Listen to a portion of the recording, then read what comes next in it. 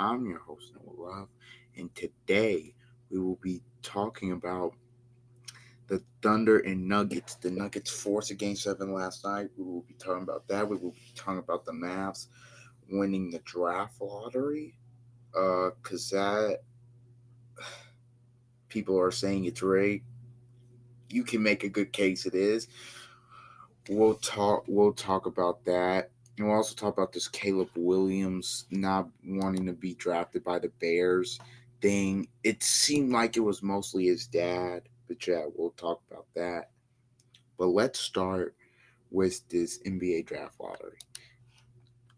The Dallas Mavericks win. They have 1.8% chance. They win the number one pick, which means they earn the right to draft Cooper Flag. Here's how it goes from the lottery. Lottery 14 is the Spurs. They have that pick. I think it's it's via somebody. It's somebody else's pick. I think it might be via Atlanta, something like that. The Hawks have this is their pick, the 13th pick.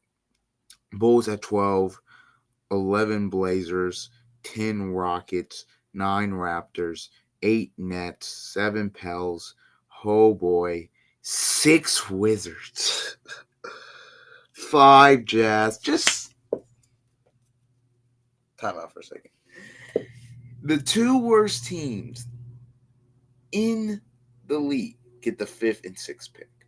I know this new draft lottery thing is designed to be like, don't tank, because if you tank, you still cannot get a top pick. But this is just funny, man. The Jazz and Wizards both awful to do what?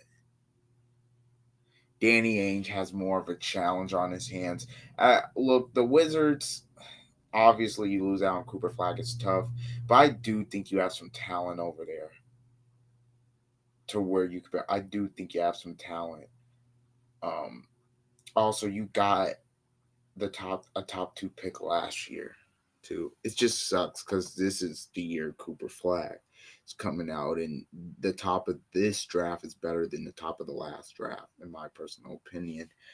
For Charlotte, I feel bad for Charlotte because the other three teams did not need it as much as they did. But if you're Charlotte, at some point you gotta start getting good because this is I don't even know how many years in a row you've been in the lottery and it's getting a high pick. But hey, 3 is Philadelphia, which if you're the Sixers, you're liking that. It's gonna be an interesting all season. Don't think they're gonna trade Embiid. May try to trade George, but at 3, it'll be interesting to see who they take. Now, number 2, the San Antonio Spurs, and 1 is Dallas. People are talking about Dallas and how it's more of a disgrace to a sport that they got the one pick. They talk about, oh, the league colluded. They said, Nico, we guarantee you if you trade Luka to the Lakers, get the Lakers a future, we'll get you the number one pick. The one I'm more hung about the Spurs got the number 2 pick. The Spurs, if they want to, have the perfect package for Giannis. I mean, you package the second pick, the 14th pick, Vassell or some Sohan Castle for like Giannis, if that's what they wanted to do. But I have something here that basically symbolizes what uh how I feel about the Mavs getting the number 1 pick.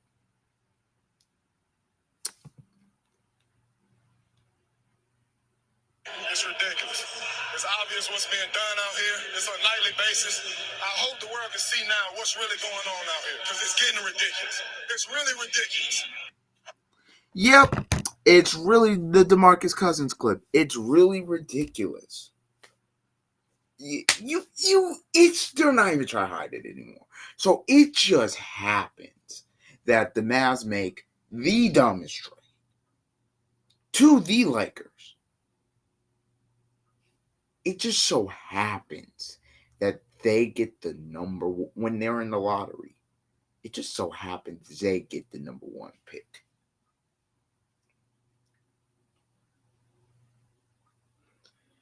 And look, I know Dallas had never won the lottery. Like, this new lottery system is interesting, and I think they started it in 19, the year Zion was drafted. But I mean, I'm looking at the teams are getting these number one picks. I mean, like in 19 it was New Orleans. Or in terms of top two, 19 was New Orleans and Memphis, and not the Knicks were three. Yeah, Stephen A was ranting about that. I think 20 was like the Timberwolves. I can't remember what 21 was. Can't remember that one. Can't even remember what 22 was, about being honest. But 23 was Wemby, and that was the Wemby draft. That was San Antonio. And 24 was uh uh Atlanta. It's just like these teams are winning the lottery with not high odds. It's just like, I don't know. I don't like again. It's it's interesting because when I look at this draft, there's a lot of good players in this draft, and there's going to be a lot of players that you know if you follow college basketball, obviously. But I think, look, the number one pick, obviously, as long as they don't trade it, it's going to be Cooper. The number the number two pick, it could be Dylan Harper, it could be Ace Bailey, and then three. I mean, look, you could do a VJ Edgecombe, you could do a Conrad Knipple. It'll be interesting to see what this what what this draft holds. Like, because to me in this draft here, I don't want to say how I don't know how I should put this, but this draft, the guys at the top got a lot of potential. Cooper Flag, obviously, people talk about generational talent, but I don't believe people are talking about Ace Bailey and Dylan Harper enough. I believe those two are going to be good players, and even has depth as well. I think it's going to be better than last year. But again, how I feel about the Texas teams getting the first two picks before we go off of this, because the Mavs are going to select Cooper Flag. I mean, there's nothing really to talk about there. I mean, look at the playoffs, and we can get more into who will be selected, but this is just how I feel about this is just how I feel about the Texas teams getting the top two picks again. It's ridiculous. It's obvious what's being done out here. It's on a nightly basis. I hope the world can see now what's really going on out here because it's getting ridiculous. It's Yep, yep, Adam Silver, you are not slick, buddy. You're not slick. You are not slick. We know what you're up to. We know why you did this. You're not slick. But we're going to get off of that. Just had to get my thoughts on that because I was just like, no way. Because, okay, in terms of the fans of Dallas and everything, deserve it. Players deserve it. Love it. And it's just the owner and Nico don't deserve to have the number one pick after what they pulled and trading away Luka in the fashion that they did it as well. All right, let's get into the Nuggets. The Nuggets force a game 7, 119-107. The Denver Nuggets have to go to OKC and try to win a game seven. Look, I said this was going the distance after they won game four, after it was tied 2-2, obviously. I said, look, I thought the Thunder would win in our 6 or 7 game series. We're going the distance. It's the only game on Sunday. It was sure to be epic. It will be epic. In terms of the game, I thought the Thunder really late first, early second,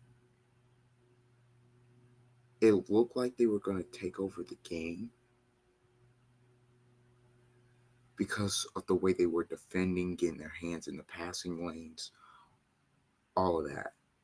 But then the Nuggets to end the half went on like a 10-0 run, I believe. And they were only down three. And then obviously they had a great third quarter. But going into the fourth, it was like, okay, they've struggled the last 2 games to close. Can they close? And the Nuggets did it. They were able to get Jokic some time to rest. He was on the bench. Jokic played great. He had 29, 14, 8. He was great. I thought Murray really good, 25. The reasons why the Nuggets won the game are because of 2 guys: Christian Brown and Julian Strawther off the bench, who hadn't played a lot this season, has been sporadically in and out. He comes off the bench, 15 points, 20 minutes, four hits, three threes. He defended well. Obviously, Brown in 39 minutes, 23 points, 11 boards. Hit the glass, was really good defending, obviously shot it well. It's just, I felt like with Denver here, they not getting anything from your bench in the last couple of games has really hurt you. You get, what was that total? You get 27 bench points. I mean, that's better than obviously nothing. Now, Aaron Gordon didn't play as well, obviously, but I mean, look, at this time of year, it's just all about advancing. So you're able to force a game seven, and look, the top 2 MVP candidates. MVP hasn't been announced yet. Game seven to advance to get Anthony Edwards. That, man, the Wolves are resting and waiting. By the way, Jalen Williams got to play better. You can't have 6 points. 3 for 16, that was bad. You play like that in OKC, Thunder season will end. But to me, all the pressure's on the Thunder. Because the fact that the Nuggets even pushed them to 7, people are going to look at the Nuggets. Okay, Adelman did a good job for when he was inserted. Going to have to add some bench depth, see what to do with Porter in the offseason, and then they'll come. Let's see if they can come back stronger. And for Denver, I feel like this is almost revenge. Look, last season they were the 2 seed, and they went to Game 7, and they were up 20, had a chance to advance to the conference finals, and they melted down. Now I know, look, at home this year against the Clippers, they kind of got vindication in terms of that, in terms of, oh, we were up and we closed it and we move on and we moving on. But now I'm looking at this. I'm saying if Denver goes on the road and wins Game 7 somehow, if if the Nuggets somehow do that, if Nikola Jokic does that, that just adds to the legend of Nikola Jokic. To me, the pressure's all on the Thunder. You saw what happened with the Cavs. 64-win team bounce. OKC, you've been basically the best team all regular season. You go out and sweep the Grizzlies. You won 68 games. You cannot lose in the conference semifinals. I don't even care if it's Game 7. In Game 7 at home too, you just can't do that. Yes, it's a young team, but it's gonna feel like a failure, and it is gonna be a failure of a season in terms of that. So in terms of Game 7, look, they sent multiple bodies at Shea. I thought they did great job on Jalen Williams, making him take tough shots. Obviously, the turnovers I thought were a big, were a big theme of the game, really for both teams, but mainly the Nuggets capitalized off of the points off of turnovers that they had as well. I thought the Nuggets did a great job just keeping the Thunder off the offensive glass. I thought that was a big thing in this game. Uh, look, OKC in the second half, they just didn't play as well. They didn't shoot it great. And look, I know Strother, look, coming off the bench to get them a big lift in the non-Jokic minutes, that's really what defined the game. And that's really why we're having a game 7 on Sunday, and I can't wait for it. That's going to be a fantastic game. And whoever wins goes to the conference finals and against the against the Timberwolves, and I believe that series starts. That series will start on Tuesday. Yes, it will start on Tuesday, so it'll be a quick turnaround. If it's Denver, obviously they will have to travel back home and get ready to play that game. If it's the Thunder, obviously they won't have to travel; just stay right there and then get ready. Um, but yeah, it should be interesting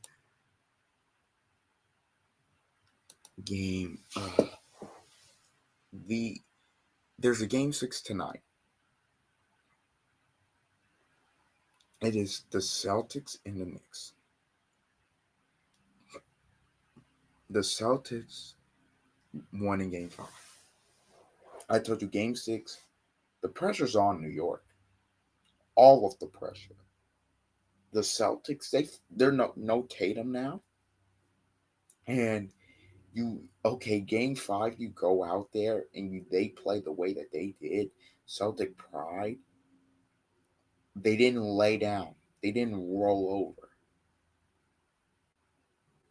As long as they fought, that's the only thing you can ask for in terms of the Celtic team. Now, if you're the Knicks, if you cannot lose game 6 at home.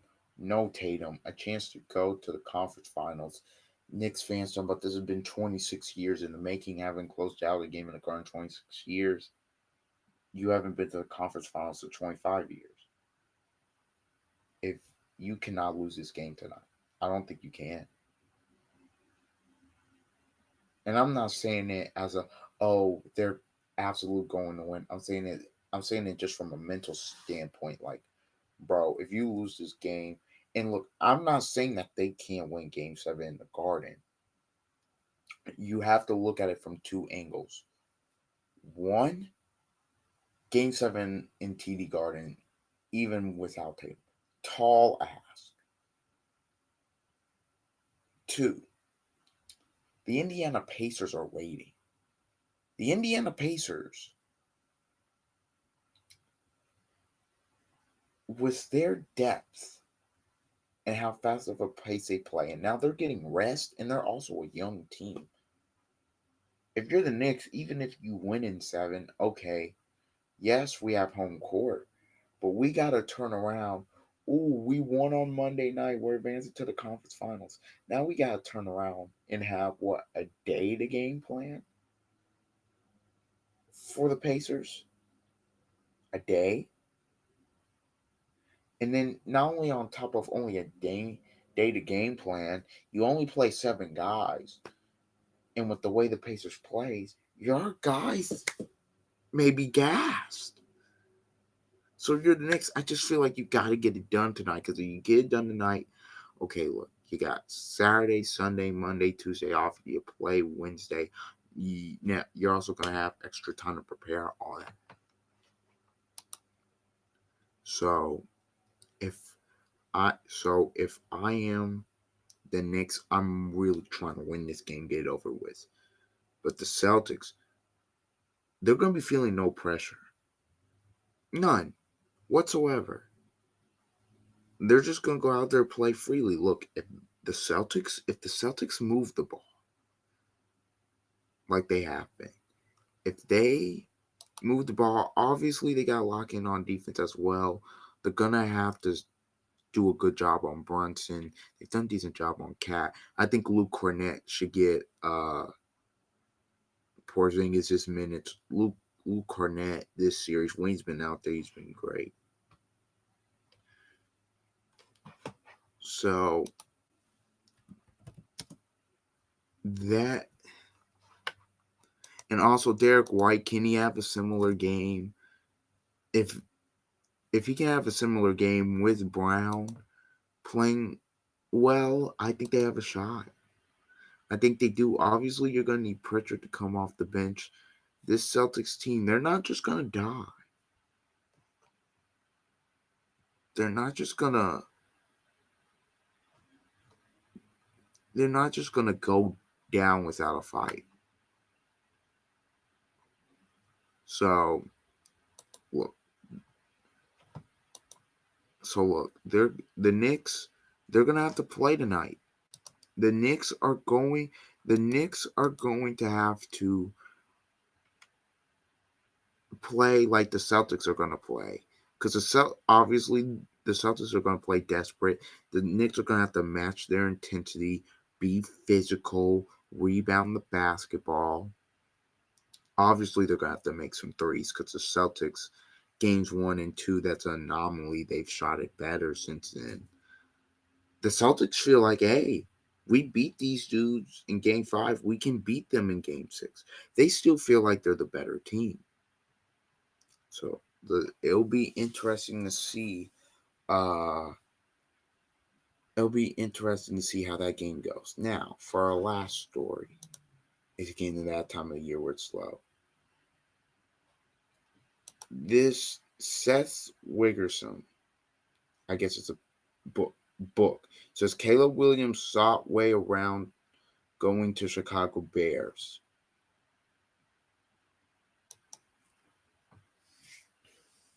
Yes, this was during the draft. Uh, well, this was during the draft. He was trying to stop. It was mainly Caleb Williams' father, but we're just going to get into this article, this piece by Seth Wiggersham, because this is really concerning. Quarterback Caleb Williams was so concerned about being picked by the Chicago Bears in 2024 that he and his family weighed circumventing the entire NFL draft, consulting with lawyers to figure out a way around the league's collective bargaining agreement while considering signing with the UFL. Details from a forthcoming book revealed. Chicago is the place quarterbacks go to die, Carl Williams, Caleb's father, told Seth Wiggersham, author of American Kings, a biography of the quarterback in the months before the 2024 draft. Pause, because his father's not wrong. His father's not wrong. Cleveland, Chicago, the Jets, they go to where that's a place where quarterbacks go to die. So I'm looking at the Bear. I'm looking at his father here, and I'm saying he's not wrong. He's technically not wrong, but that's just for a parent to say that is kind of alarming. Bears, that is kind of alarming. But that's not even the most alarming part of this, which is crazy. Caleb Williams, Caleb Williams wondered aloud to confidence. Do I want to go there? I don't think I can do it with former Bears offensive coordinator Shane Waldron. And he couldn't do it with Shane Waldron. The forthcoming book, to be published in September, offers a detailed account of what it means to be a quarterback at various levels, from high school to college to the NFL, and what it's like for legends in retirement. It features unprecedented access with dozens of quarterbacks and generational talents or generational greats such as John Elway, Johnny Unitas, Warren Moon, and members of the Manning family, and Steve Young, among others. It also includes current signal callers such as Kirk Cousins and Drake May. Additionally, there are new details inside the ruthless recruitment of Texas quarterback Arch Manning. Da da da. This book offers an inside look at Williams' state of mind. Carl Williams went to great lengths to try circumvent the NFL draft, wanting his son to give wanting to give his son an opportunity to choose his future employer, which ah I'm usually not for that, but in this situation I kind of understand where he was coming from, considering what he what happened to him last season, getting sacked 60 times. The Bears had not drafted a star quarterback since 1980s. In their recent draft selections, Mitchell Trubisky and Justin Fields didn't put out. Carl Williams was worried that, with the franchise's history, stadium uncertainty, and offensive performances under then head coach Matt Eberflus, Caleb Williams wouldn't have the organizational support to succeed. Spoiler, last year he didn't have it. In terms of the organizational support, he didn't have it. And this is in quotes. He says, "I don't want my son playing for the Bears," Williams told several agents in 2024.